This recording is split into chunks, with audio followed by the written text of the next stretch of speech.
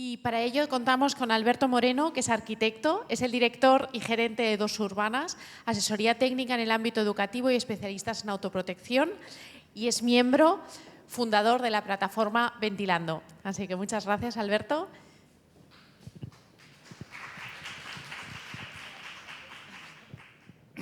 Bueno, buenos días. Gracias en primer lugar por la invitación a los responsables del proyecto Uncover. Bueno, yo vengo a presentar mi experiencia con el tema de la calidad del aire en los centros educativos. Yo realmente, desde Dos Urbanas, la empresa que dirijo, lo que hacemos es dedicarnos a elaborar planes de autoprotección y emergencia, todo lo que son planos de evacuación, medidas en caso de emergencia. Y a raíz de la pandemia, pues como medida de autoprotección también nos preocupamos, era uno de esos locos que comentaba antes Patricia, que por nuestra cuenta estábamos también preocupados por el tema de cómo sería el regreso tras el confinamiento a la aula, y me preocupaba como arquitecto la calidad del aire, porque al final yo también estaba muy sensibilizado con el tema de que era una de las principales vías de transmisión. Desde mi humilde hogar seguía muy de cerca a todo lo que se iba publicando, todo lo que se iba divulgando. En primer lugar, desde la plataforma Aireamos, y luego pues conseguimos reunirnos desde Andalucía con Ventilando. Entonces, nuestra labor fue esa, divulgar, llevar esta información que nos parecía básica, en este caso a los centros educativos, que era mi lugar un poco de trabajo. Entonces, bueno, pusimos en marcha, a la par que iba a los centros educativos a hacer la auditoría en materia de autoprotección, a ayudar a los equipos directivos a lo que era plantear los proyectos de evacuación, de emergencia y tal.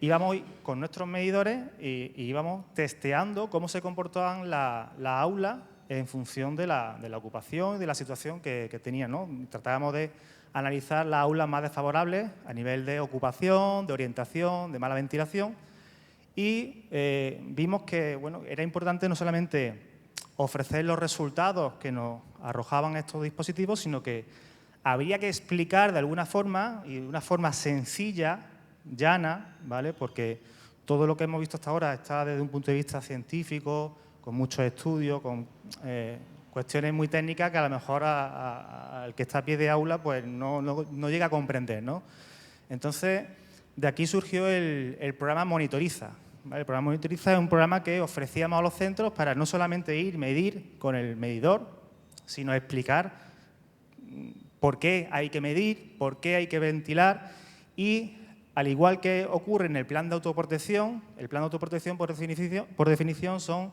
qué medidas se toman con los recursos propios disponibles, recursos materiales y recursos humanos, es decir, sin necesidad de hacer grandes inversiones, con lo que tenemos, cómo lo vamos a organizar para responder a situaciones de emergencia. Entonces consideramos que la ventilación era una situación de emergencia, Entonces, en este caso, una de las administraciones pioneras que nos escuchó y que se sensibilizó en el tema fue pues nuestro ayuntamiento, donde estamos, Ayuntamiento de Dos Hermanas, que aprovecho y agradezco a los representantes de la Concejalía de Educación e Igualdad que están aquí hoy y que apostaron por implantar este programa en la mayoría de los centros de educación infantil y primaria. Al final conseguimos que 23 centros en Dos Hermanas es una localidad muy grande, conseguimos monitorizar en tiempo real algunas de sus aulas, Y veíamos que era necesario, además de llevar los dispositivos y explicar cómo funcionan, implantar una mínima pedagogía, explicar al docente por qué es importante ventilar, por qué es importante medir y qué medidas tenían a su alcance, qué recursos propios, sin hacer grandes inversiones, podían poner en práctica para ayudar a obtener una mejor calidad del aire. ¿Pasa, Jessica? Entonces, bueno, en definitiva, tras la instalación de medidores en estos 23 centros, posteriormente se explicaba a todos los claustros, desde 23 charlas presenciales a todo el profesorado de cada uno de los centros, pues esto que os voy a contar, ¿no? Y que, bueno, pues agradezco a las familias que os habéis quedado, porque se trataba de contar todas estas cuestiones que pensamos que desde la Administración no se contaba o que desde el punto de vista científico pues, puede resultar complejo, con un lenguaje muy llano, muy cercano, que todo el mundo entiende, ¿vale? Entonces, las charlas se basaban en contar o explicar por qué ventilar, por qué la necesidad de medir CO2 y, como decía, cómo mejorar la calidad del aire con los recursos que había, ¿vale?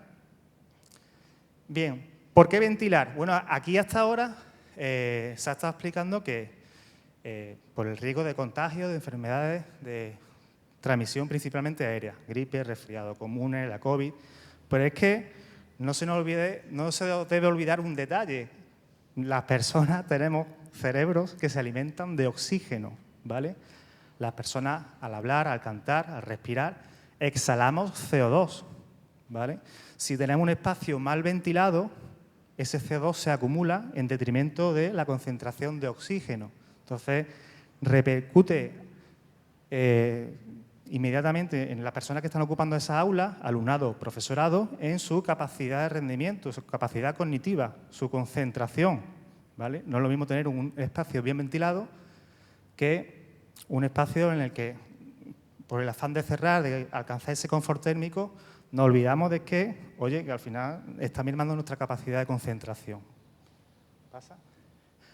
Y como se ha estado viendo hasta ahora, los aerosoles son los vehículos por los cuales los virus de transmisión aérea emplean para su desplazamiento, ¿vale? No es tanto por superficie como nos hacían ver al principio de la pandemia, con ese afán de limpieza de toda la superficie, limpieza de manos, limpieza incluso de los zapatos, la alfombrilla, la entrada de la aula, como lo que es la transmisión a través de los aerosoles. Ya sabéis, gotículas que nosotros, al hablar, al respirar, al cantar, en los centros educativos, pues expulsamos al ambiente y algunas, pues en función de su tamaño, enseguida caen al suelo por gravedad, pero hay otras partículas más finas que quedan suspendidas en el ambiente durante un poco más de tiempo. Y si ese ambiente no es ventilado, al final damos pie a que posibles partículas contaminadas se desplacen y puedan llegar a otras personas, junto con lo que hemos visto antes de la capacidad de concentración por los niveles bajos de oxígeno. Bien, ¿por qué ventilar? ¿Por qué medir? ¿Por qué medir CO2? Bueno, porque ya sabemos que la medida de CO2 es una medida indirecta de calibrar un poco o controlar la calidad del aire en nuestros espacios interiores compartidos. ¿Qué sabemos del CO2? Del CO2 sabemos que al aire libre, en el exterior, existe una constante, que estamos hablando de unos 420 partes por millón. Evidentemente habrá zonas poblacionales más contaminadas que otras, pero tenemos un parámetro con el cual compararnos, al cual deberíamos aspirar. Es decir, si yo quiero tener una buena calidad del aire en un interior compartido, me tendría que comparar con lo que sería el aire libre, ¿no? Con esos 400, ¿vale? Evidentemente nunca voy a conseguir en un interior menos que lo que hay fuera, ¿no? Menos cantidad de concentración de CO2.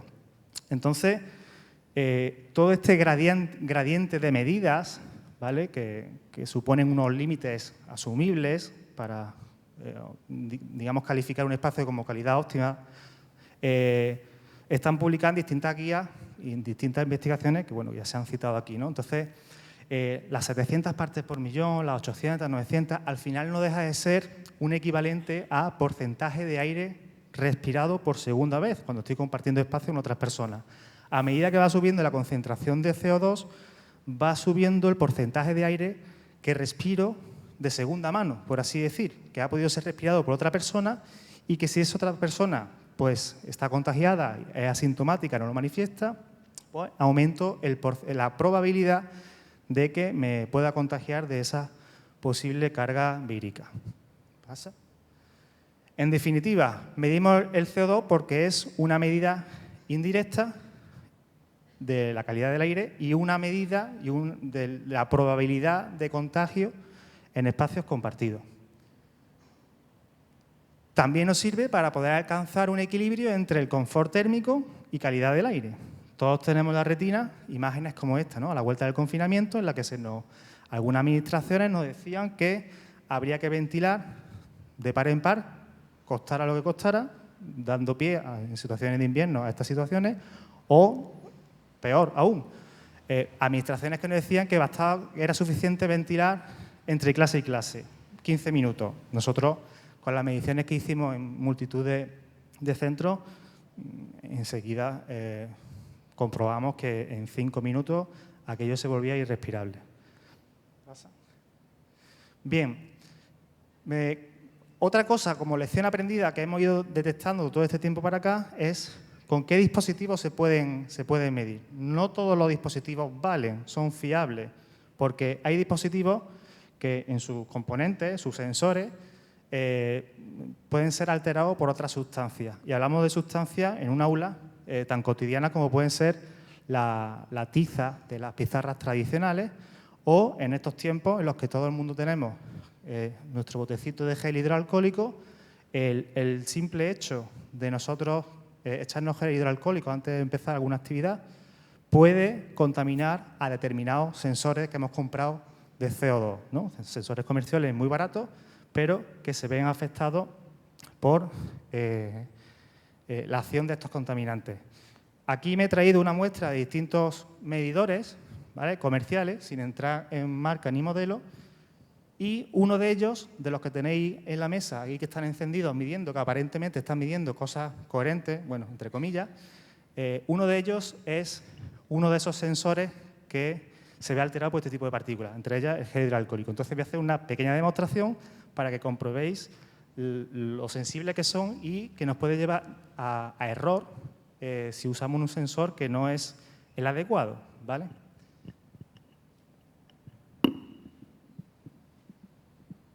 El simple hecho de yo echarme gel hidroalcohólico en mis manos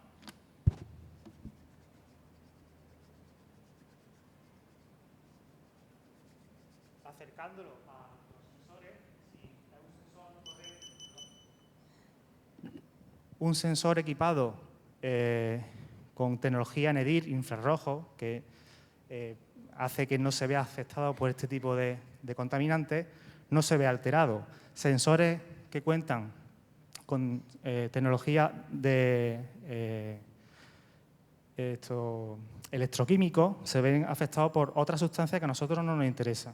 Aquí, enseguida, hay un medidor que ha saltado a 5.000, un disparate, y que sin haber hecho yo la acción de exhalar CO2 o estar dentro de una fuente, cercana a una fuente de CO2, pues se ha visto alterada. Entonces, fijaos lo sencillo que resulta detectar, desenmascarar sensores que no nos convienen.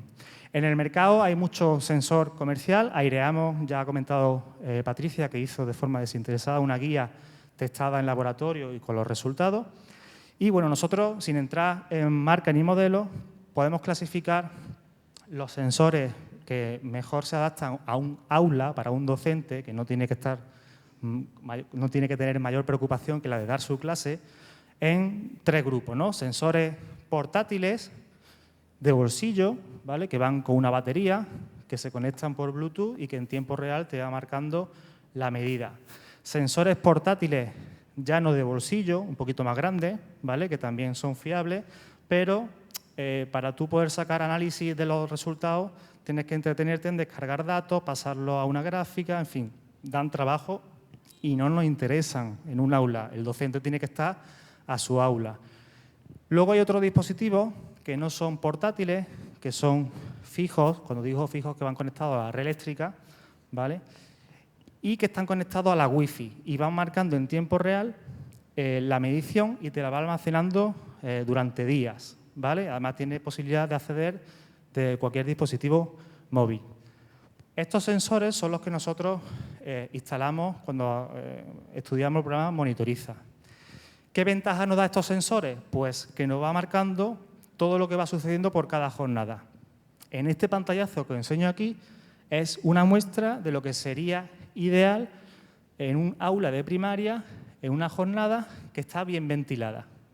Aquí todo el mundo puede entender que cuando el aula está desalojada, cuando no hay nadie, como ocurre de madrugada, de noche, antes de las 9 de la mañana, pues marca una constante, ¿no?, aproximada a lo que hay en el exterior. Aunque el aula esté cerrada, siempre por las infiltraciones de las ventanas y de las puertas, pues se acaba por estabilizarse su nivel de CO2 con respecto a casi lo que hay en el exterior. Entonces aquí veis una constante de unos 420, 450, hasta que llega a las 9 de la mañana. ¿Qué ocurre a las 9 de la mañana en un centro de primaria? Pues el primer pico de la entrada del alumnado a clase, ¿vale? Entonces esta es la gráfica más común de un aula bien ventilada en los que van los vaivén de la actividad propia educativa, los cambios de hora, ¿vale? ¿Y qué ocurre aquí? A mitad de la mañana, de repente, baja los niveles de concentración de CO2 hasta niveles muy parecidos a la entrada. Pues esto es ni más ni menos que la hora del recreo. En el recreo se desaloja el aula y con nada que yo desalojo se recuperan niveles enseguida de inicio.